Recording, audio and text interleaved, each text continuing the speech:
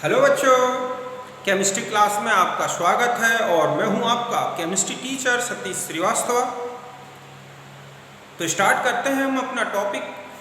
तो मैंने इससे पहले वाले वीडियो में आपको हेनरीज लॉ के बारे में कंप्लीट बताया, उसके सभी स्टेटमेंट्स बताए, उनसे रिलेटेड जितने भी इक्वेशंस हो सकते थे, जो भी फॉर्मूले हो सकते थे वो बताए। आज मैं यहाँ पर अब जो ले रहा हूँ, जो मेरा टॉपिक है वो इन्हीं हेनरी लॉज से रिलेटेड कुछ न्यूमेरिकल प्रॉब्लम्स हैं। इसके अलावा हेनरी लॉ के कुछ एप्लीकेशंस हैं। तो सबसे पहले हम न्यूमेरिकल प्रॉब्लम्स देखते हैं। तो देखो, पहला क्वेश्चन मैंने लिखा है कि O2 गैस को 293 केल्विन ताप पर या टेम्परेचर पर, ठीक है, 0.98 बार प्रेशर से जल में पास किया गया, वाटर में पास किया गया। तो O2 की ग्राम पर लीटर में सॉल्युबिलिटी क्या होगी? बात समझ में आई ना कि हम क्या कर रहे हैं कि O2 को 0.98 बार प्रेशर पर लेकर और वाटर में पास किया गया है। तो वो पूछ रहा है कि पर लीटर में कितनी O2 डिसॉल्व हो गई होगी, पहला क्वेश्चन। दूसरा है कि 1 लीटर वाटर में 180 एम पर N2 को पास किया गया, तो 0.02 ग्राम N2 डिसॉल्व हो जाती है। तो इसके लिए हेनरी कांस्टेंट क्या होगा? तो देखो, फर्स्ट क्वेश्चन अगर हम देखें, सबसे पहले हमें ये देखना कि हमें क्या क्या गिवन है। तो देखो, KH की वैल्यू आपको दी गई है, KH है 34.84 किलो बार। मैंने उसको बार में ले लिया। क्यों लिया है बार में? क्योंकि यहाँ पर प्रेशर किसमें है? बार में। ध्यान रखें, KH और जो P है वो सेम यूनिट में होना चाहिए, ताकि मोल फ्रैक्शन, चूंकि डायमेंशन लेस है तो कोई यूनिट नहीं बचनी चाहिए। तो यहाँ पर किलो बार से बार ले लिया। प्रेशर आपको 0.98 बार दे रखा था, और यहाँ पर ये कह रहा है कि सॉल्युबिलिटी ऑफ O2 पर लीटर ऑफ वाटर। तो यहाँ पर हमें जो वाटर है वो 1 लीटर मतलब 1000 ग्राम लेना है। उसको मोल में चेंज कर लेंगे, 18 से डिवाइड करोगे 55.6 मोल आ गया। फिर हम फॉर्मूला जानते हैं, ये है हमारा हेनरीज लॉ का फॉर्मूला कि PO2 = KH × X, अर्थात ये है ऑक्सीजन का पार्शियल प्रेशर, ये हो गया हेनरी कांस्टेंट, और ये हो गया इसका मोल फ्रैक्शन। तो आप इससे मोल फ्रैक्शन की वैल्यू कैलकुलेट करें। आपके पास मोल फ्रैक्शन आ गया, ये सब वैल्यू पुट अप करने से 2.81 × 10⁵ अब हम मोल फ्रैक्शन इक्वल टू जानते हैं कि moles of O2 upon moles of water plus moles of O2। तो चूंकि मैंने आपको हेनरी लॉ में बताया था कि जब आप मोल फ्रैक्शन निकालें ये गैस का, तो ध्यान रखें कि चूंकि जो गैसेस होती हैं वो बहुत कम डिसॉल्व होती हैं, इसलिए टोटल मोल्स ऑफ सॉल्यूशन में हम सॉल्यूट के मोल्स को हटा देते हैं, मतलब गैस के मोल्स को यहाँ से हटा देंगे। तो हमारे पास बचा NO2 अपॉन NS सॉल्वेंट। तो इस तरह से आपने NO2, यहाँ पर ये मोल फ्रैक्शन हो गया, ये 1 लीटर वाटर में मोल्स हो गए वाटर के, तो O2 के मोल्स कैलकुलेट हुए मोल पर लीटर। ये मोल पर लीटर में भी सॉल्युबिलिटी आ गई। क्योंकि आपको ग्राम पर लीटर में सॉल्युबिलिटी पूछी गई है, तो 32 से मल्टीप्लाई कर दें, तो इस तरह से ये ग्राम पर लीटर में चेंज हो जाएगी। अब सॉल्युबिलिटी मोल पर लीटर में पूछ ली जाए तो मोल तक ही सॉल्व करो, मिली मोल्स में पूछ ली जाए पर लीटर में तो आप मोल्स को मिली मोल्स में चेंज कर दो, 1000 से ऊपर और मल्टीप्लाई हो जाएगा। कई बार 500 ग्राम या 500 ग्राम वाटर में सॉल्युबिलिटी पूछता है, तो यहाँ पर आपने कितना लिया था? 1 किलोग्राम। अगर यहाँ पर ही वो क्वेश्चन में ही 500 ग्राम वाटर में क्या देता, तो यहीं से उसके वाटर के मोल्स लेते, तो यहाँ पर आपको 500 ग्राम में मोल्स आते और सॉल्युबिलिटी 500 ग्राम में आती। और अगर उसे लीटर में वो क्या देता है तो फिर उसमें 2 से मल्टीप्लाई कर देना। समझ गए ना? तो इस तरह से वो क्या हो जाएगी? पर लीटर में चेंज हो जाती है। इसी प्रकार से मान लो आपको मिलीमोल्स ग्राम या लीटर पर लीटर, मतलब आपको कितना भी मोल डायरेक्ट यहाँ पर क्वेश्चन में दे देता है कि 10 मोल में क्या सॉल्युबिलिटी होगी, तो आप यहाँ 10 मोल लेके सॉल्व करें। तो इस तरह के क्वेश्चंस होंगे जहाँ पर आपको यहाँ पर मोल फ्रैक्शन तक ही सॉल्व करना हो सकता है, मोल्स तक कैलकुलेट करना पड़ सकता है, या फिर आपको इस तरह से सॉल्युबिलिटी को भी सॉल्व करना होगा। तो आप इसे नोट करें। ओके,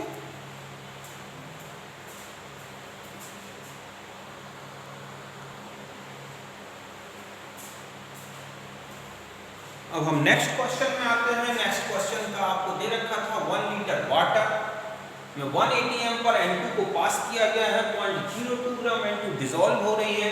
तो पूछ रहा है कि KH क्या होगा। तो देखो, गिवन क्या है, KH हमें कैलकुलेट करना है। पार्शियल प्रेशर ऑफ N2 आपको दे रखा है, वो है 180 एम। N2 के मोल्स निकालोगे तो 0.02 ग्राम डिजोल्व है, तो उसमें डिवाइड करोगे मोलर मास से तो ये आएगा 7.1 × 10⁻⁴। फिर आप वाटर के मोल्स कैलकुलेट कर लें, तो वाटर के मोल जब आप कैलकुलेट करेंगे तो 1000, चूंकि 1 लीटर वाटर था, 18 से डिवाइड किया 55.6 आ गया। फॉर्मूला लगाया आपने, आपको KH कैलकुलेट करना था, ये पता है, ये हो गए मोल फ्रैक्शन ऑफ N2, तो moles of N2 upon moles of water, तो यहाँ आ गया KH की वैल्यू उसी यूनिट में आएगी जिस यूनिट में प्रेशर दे रखा था। तो इस तरह से आपने KH कर लिया, इसे नोट कर लिया।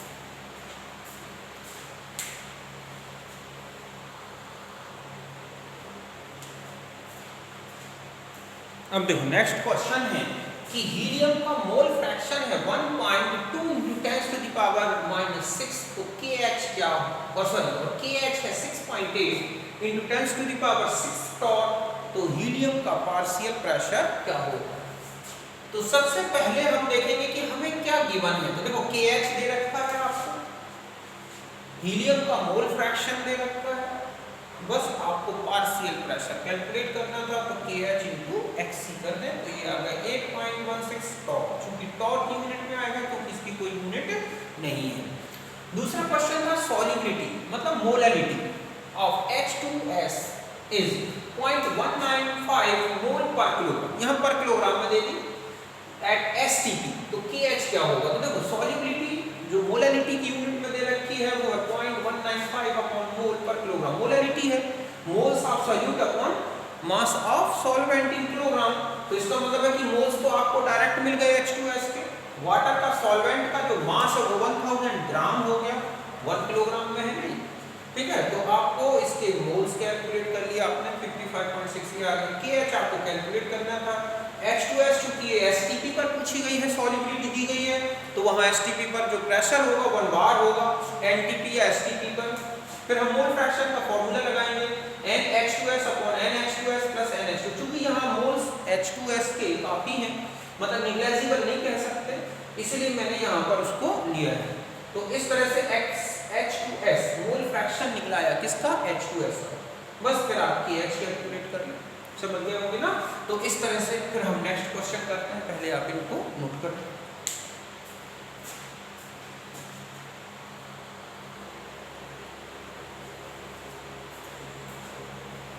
अब देखो नेक्स्ट क्वेश्चन है कि एयर में N2 का मोल फ्रैक्शन जो है वो है 0.8, 5 atm पर एयर को 10 मोल वाटर में पास किया गया, तो N2 की सॉल्युबिलिटी क्या होगी, मतलब वो 10 मोल वाटर में सॉल्युबिलिटी क्या होगी। तो KH भी दे रखा है, KH है 10⁵ atm, तो मैं यहाँ देखूं कि गिवन वैल्यूज क्या है, KH है 10⁵ atm, एयर का प्रेशर दे रखा है 5 atm, mole fraction of N2 in air, मतलब वायु में, ठीक है, N2 का मोल प्रभाज दे रखा है, मतलब है कि एयर में मोल फ्रैक्शन दे रखा है, नाइट्रोजन का कितना है 0.8, तो partial pressure of nitrogen in air, तो हम डाल्टन्स लॉ लगा दें कि किसी भी मिक्सचर में गैस का जो पार्शियल प्रेशर होता है उसके मोल फ्रैक्शन और टोटल प्रेशर के मल्टीपल के बराबर होता है, मल्टीपल के बराबर है। तो पार्शियल प्रेशर निकाल लिया, एयर में उसका mole fraction into total pressure of air, तो ये आ गया आपके पास 4 atm, ये जो निकला ये क्या निकला है आपके पास N2 का पार्शियल प्रेशर। फिर एक फॉर्मूला लगाओगे हेनरीज लॉ का कि partial pressure of nitrogen into KH into XN2, तो आपको ये वैल्यू 4 atm हो गई, KH ये हो गया, XN2 आपने कैलकुलेट कर लिया जो कितना आ गया, तो XN2 आ गया 4 × 10⁻⁵, फिर XN2 = NN2 अपॉन NH2, सीधा सा है, यही सॉल्युबिलिटी का फॉर्मूला है। तो सॉल्युबिलिटी में आपको ये मोल फ्रैक्शन दे रखा था, N2 आपको कैलकुलेट करना है, मोल्स ऑफ वाटर 10 मोल था, तो ये जो नाइट्रोजन की आए मोल्स यही कहलाएंगे, ठीक है, solubility of 10 moles of water, मतलब 10 मोल वाटर में इसकी सॉल्युबिलिटी कैलकुलेट कर लिया आपने N2। तो इस तरह से ये हेनरी लॉ के क्वेश्चंस थे, तो आप इसे नोट करें।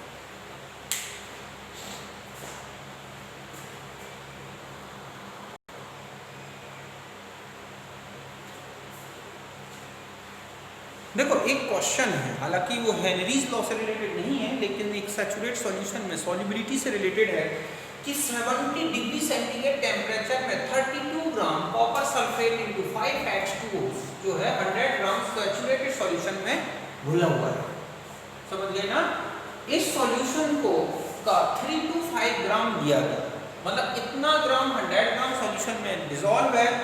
इसी सॉल्यूशन का कितना दिया गया? 3 to 5 ग्राम, और उसे 0 डिग्री तक ठंडा किया गया, कूल किया गया। तो ये पूछ रहा है कि कितना सॉल्ट क्रिस्टलाइज्ड हो जाएगा। 0 डिग्री सेंटीग्रेड पर जो सॉल्ट की सॉल्युबिलिटी है वो है 12.5 gram salt in 100 gram of solution. तो हमें क्रिस्टलाइज्ड सॉल्ट निकालना है कि 70 डिग्री पर 3 to 5 ग्राम सॉल्यूशन था, तो उसमें कितना सॉल्यूट डिसॉल्व है, और फिर जब उसे 0 डिग्री तक ठंडा किया गया तो अब कितना बचा सॉल्ट। मतलब हमें क्या करना होगा कि salt in given solvent at higher temperature, कि जो सॉल्वेंट है इस सॉल्यूशन में 3 to 5 में, उसमें कितना सॉल्ट जो है 70 डिग्री में डिसॉल्व है, फिर इतने ही सॉल्वेंट में जो 0 डिग्री सेंटीग्रेड टेम्परेचर है उसमें कितना सॉल्ट डिसॉल्व होगा। मतलब है कि हमें एक सॉल्वेंट पहले निकालना होगा 3 to 5 ग्राम में कितना सॉल्वेंट है, उस सॉल्वेंट में हायर टेम्परेचर मतलब 70 डिग्री पर कितना सॉल्ट डिसॉल्व है रह सकता है वो, माइनस फिर हमें क्या करना होगा कि उस 0 डिग्री पर उतने ही सॉल्वेंट जो कि यहाँ पे आपने निकाला, उतने ही सॉल्वेंट में कितना सॉल्यूट डिसॉल्व रह सकता है। इन दोनों का डिफरेंस लें तो हमें पता चलेगा कि कितना सॉल्ट क्रिस्टलाइज्ड हो जाएगा। तो देखो 100 ग्राम सॉल्यूशन में है 32 ग्राम सॉल्ट, ठीक है। तो आपको टोटल सॉल्यूशन दिया गया है 3 to 5 ग्राम, जिसमें 104 ग्राम तो क्या डिसॉल्व है? सॉल्यूट या सॉल्ट। तो मास ऑफ सॉल्वेंट निकालेंगे, क्यों? क्योंकि हमें यहाँ दोनों जगह सेम सॉल्वेंट में सॉल्युबल सॉल्ट देखना है। तो सॉल्वेंट 3 to 5 ग्राम सॉल्यूशन था, उसमें 104 ग्राम आपने देखा सॉल्ट है, तो सॉल्वेंट कितना हो गया? 2 to 1। तो इस तरह से जो सॉल्यूट हाई टेम्परेचर में है वो 104 ग्राम जो सॉल्यूट है वो 2 to 1 ग्राम सॉल्वेंट में डिसॉल्व था। मतलब आपकी ये वैल्यू जो है यहाँ कैलकुलेट हो। अब आप दूसरा देखिए 0 डिग्री पर, तो 0 डिग्री पे ये कह रहा है कि 12.5 ग्राम सॉल्ट 100 ग्राम सॉल्यूशन में डिसॉल्व है, मतलब है 87.5। टोटल वेट सॉल्यूशन का कितना हो गया? 100 ग्राम, उसमें 12.5 ग्राम तो क्या है? डिसॉल्व है सॉल्ट। तो बाकी कितना सॉल्वेंट बचा? 87.5 ग्राम सॉल्वेंट में इतना सॉल्यूट डिसॉल्व है। तो आपके पास सॉल्वेंट जो है 2 to 1, उसमें कितना डिसॉल्व हो सकता है? क्यों? क्योंकि आपको दोनों जगह सॉल्वेंट की सेम अमाउंट लेनी होगी। तो हायर टेम्परेचर में कितना सॉल्वेंट डिसॉल्व है, लो में कितना डिसॉल्व है सेम सॉल्वेंट में। तो हम उतने ही सॉल्वेंट में जब हम निकालेंगे कि 2 to 1 में कितना डिसॉल्व था, तो आया 31.57 अपॉन, ठीक है, इतने 2 to 1 ग्राम सॉल्वेंट में। तो क्रिस्टलाइज्ड कितना हो गया कि इसमें हाई टेम्परेचर में कितना डिसॉल्व था 2 to 1 में, फिर लोअर टेम्परेचर में कितना डिसॉल्व रह जाएगा, तो जो बाकी डिफरेंस बचा वही क्या हो जाएगा? प्रेसिपिटेट हो जाएगा। समझ गए ना?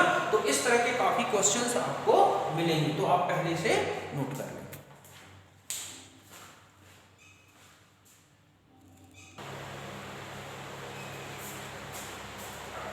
देखो इसी प्रकार का एक क्वेश्चन और है कि 27 डिग्री सेंटीग्रेड टेम्परेचर पर सॉल्ट की सॉल्युबिलिटी है 12 ग्राम अपॉन 100 ग्राम ऑफ वाटर, और 70 डिग्री सेंटीग्रेड पर जो सॉल्युबिलिटी है वो है 15 gram of salt upon 100 gram 50 gram of water.